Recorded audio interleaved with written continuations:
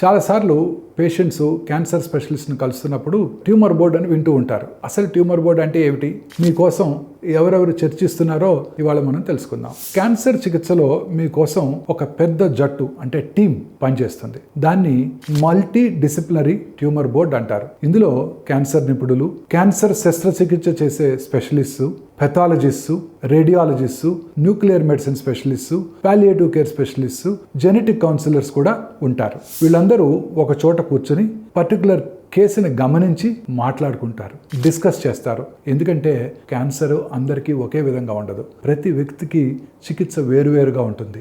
వాళ్ళు మీ స్కాన్స్, పరీక్షల ఫలితాలు, మీ జనరల్ కండిషను అన్నీ చూసి ఒక నిర్ణయం తీసుకుంటారు. ముందుగా సర్జరీ చేయాలా, లేదా కీమోథెరపీ ఇవ్వాలా, లేదా కీమో రేడియోథెరపీ ఇవ్వాలా, ఆ తర్వాత ఆపరేషన్ చేయాలా, ఈ క్యాన్సర్ ఏదైనా ప్రత్యేక చికిత్సతో అంటే మ్యుటేషన్ టార్గెట్ చేయగలమా? ఇది ఒక డాక్టర్ మాత్రమే కాదు, ఒక డాక్టర్ల బృందం మీకోసం కలిసి పనిచేస్తుంది. ఇది ఆధునిక క్యాన్సర్ చికిత్సలో చాలా ఉపయోగకరమైన ప్రక్రియ. కానీ చాలా మందికి ఇది జరుగుతుందన్న సంగతి కూడా తెలియదు.